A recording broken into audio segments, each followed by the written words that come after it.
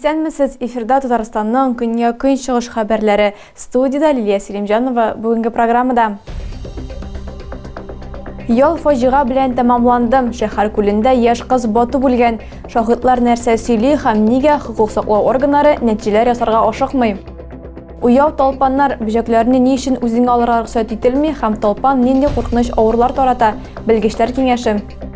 Янгынны сүндерүгә караганда булдырмау җиңелрәк. Коткару бригадасы машинасында нәрсәләр бар һәм урманда чыккан янгынны ничек сүндерергә Әлмәт коткаручылары куркынычсызлык дәресләре үткәрә. Узган ялларда Әлмәтнең урта һөнәри белем бирү йортларының берсендә укучы 16 яшьлек студент кыз шәһәр күлендә батып үлгән. Бу кыюну сезоны башланганнан бирле районда теркәлгән беренче бәхетсезлек очрагы. Хәзер тикшерү бара. Әлегә белгечләр яшүсмер үлеменең төгәл сәбәбен ятарга әзер түгел. Виктория Тарасова шаһитларының берсе. Ул янәшәдә генә яшим, шуның өчен пляжга еш йөргә тырыша. Башкалар кебек үк кыз кыйну өчен рөхсәт ителгән зонада гына ял итүне юклай күрә. Кызның батуын ишеттем ди. Аның фикренчә, мәрхүмә суга сикергәндә торбага эләккән. Хәер, бу халык арасында иң киң таралган версия санала. Кыз башы белән шул торбага бәрелергә мөмкин дигән фаразында кире какмыйлар. Хәзер тикшерү барышында берничә версия бар. Тик судмедик экспертиза нәтиҗәләре әзер булганда гына ачыклык кертергә мөмкин. Бу видео фаҗига урынында коткаручылар тарафыннан төшерелгән. Диспетчерлык хезмәтенә килгән беренче хәбәр аноним булган. Сәгать 1дә билгесез кеше кызның югалуы турында хәбәр итә. Урынга коткаручылар килә. Яшүсмерне 3 сәгатьтән соң 5 метр тирәнлектә һәм ярдан 10 метр ераклыкта табып алалар. Гадәттән тыш хәлләр министрлыгының башлангыч версиясе буенча 6 яшүсмердән торган төркем су коллектор өстендә чатырдан сикергән һәм бер мәлне аларның берсе калкып чыкмаган. Шәһәр прокуратурасы белгечләре җинаять эше 3 маддәнең берсе куркынычсызлык таләпләренә җавап бирми торган хезмәтләр күрсәтү, ваемсызлык, саксызлык аркасында үлемгә китерү буенча кузгатылырга мөмкин дип фаразлый. Хокук сакчылары әлегә бар нечкәлекләрне дә ачып бетермим. Сүз балигъ булмаган баланың үлеме турында бара. Бу хәл берничә республика ведомствосы, шул сәптән прокуратура күзәтү астына эләккән. Шәһәр пляжында кыйнарга мөмкин булган 2 урын гына бар: ком зонасы һәм түләүле бассейн. Калган территориягә килгәндә, аларның һәрберсендә тыелган алттаталар эленеп тора. Җылы сезон башланганнан бирле Әлмәт дәүләт оешмаларына талпан кадалу белән 700-гә якын кеше мөрәҗәгать иткән. Бу узган ел күрсәткеченнән 2 тапкыр артыграк. Куркыныч бөҗәк һөҗүменнән ничек сакланырга һәм аның белән очрашкан очракта нишләргә? Табиблар талпан белән күңелсез очрашу булганнарга беренче итеп профессионалга мөрәҗәгать итәргә киңәш итә. 3нче поликлиникада 300-гә якын мөрәҗәгать теркәлгән. Шуларның 50дән артыгы балалар. Лучше обратиться в поликлинику. Поликлиникага мөрәҗәгать итү яхшырак. Биредә инде талпанны башы белән бергә алачаклар. Авыру мөрәҗәгать итәм, аны теркиләр. Без аны процедура кабинетына җибәрәбез. Талпанны алабыз. Соңыннан бөҗәкне тикшерүгә җибәрәбез. Отправляем на обследование. Зыян күргән кешегә исә талпан энцефалитыннан прививка саталар. Шулай ук халатлар боррелиоз белән авыруны профилактикалау өчен антибиотиклар билгели. Моннан тыш пациентка терапевтка да мөрәҗәгать итәргә кирәк булачак. Табиб аны 21 көн дәвамында күзәтеп тора. Иң мөһиме боррелиозның беренче билгеләрен яки лайма авыруын вакытында күреп алу. Алар гадәти гриппны хәтерләтә. Авыру температура, мускулларның сызлавы, тамак авыртуыннан зарлана. Буларны игътибарсыз калдырган очракта организмга җитди зыян килергә мөмкин. Боррелий исемле микроорганизмнар бик тиз үрчи. Алар эчке органнарның тукымаларына, нерв, терәк хәрәкәт системасына һәм йөрәккә зыян сала. Әлмәт районында тикшерелгән 82 талпан арасында 37се куркыныч авыру таратучы булып чыккан. Әлмәт районы талпан вирус инфекцияләре белән авыручылар саны буенча эндемик территория булып тора.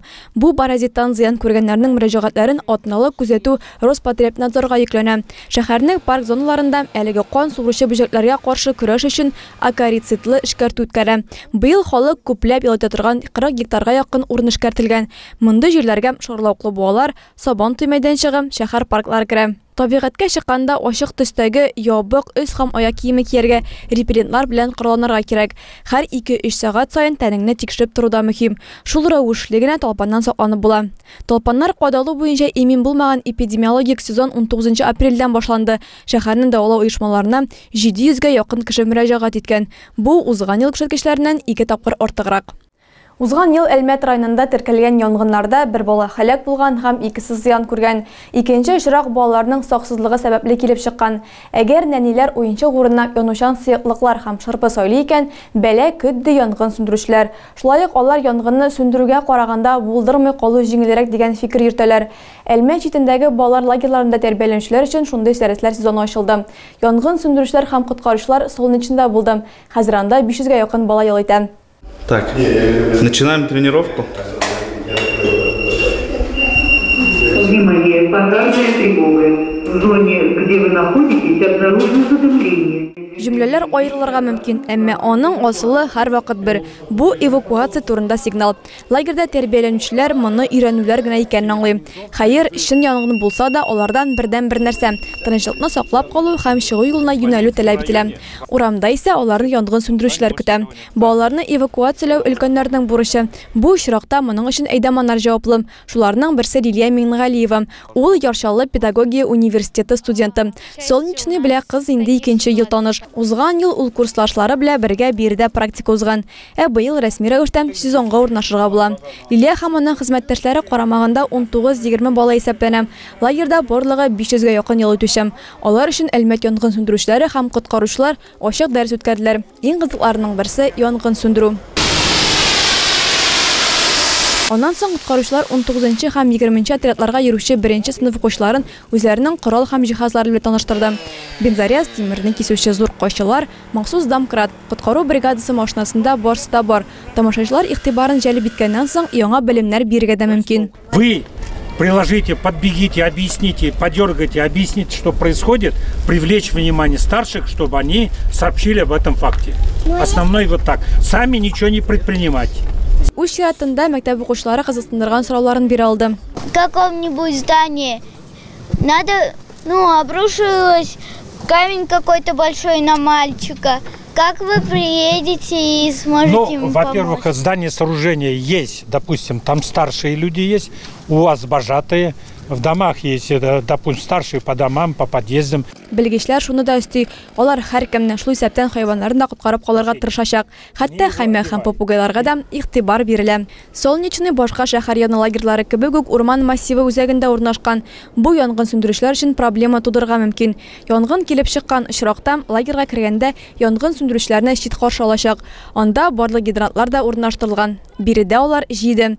Узган ел Әлмәттә янгында бер бала үлгән, икесе зыян күргән. Мөселманнар изге Корбан бәйрәмен билгеләп үттеләр. Үзәк мәчеттә реконструкция дәвам итә, шуның өчен гаит намазын ачык һавада үткәрделәр. Әлмәттә ул Ална стадионында узды.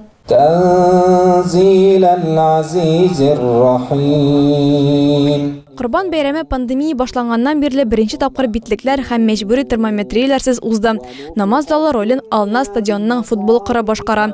Мөселманнар иртәнге сәгать 4 тулганчы ук җыела башлады. Һәркем диярлек үз келәме белән килгән. Коръән уку сәгать 4-тә башланды.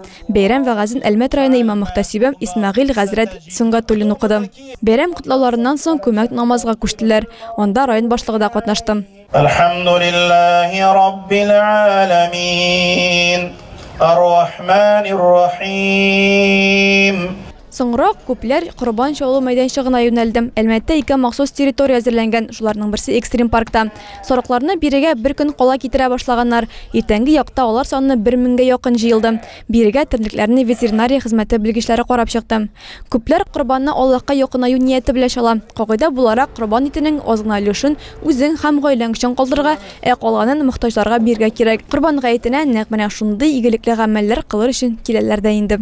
Ислам диненең иң зур бәйрәмнәренең берсе булган Корбан бәйрәмен Баулы районында да билгеләп үттеләр.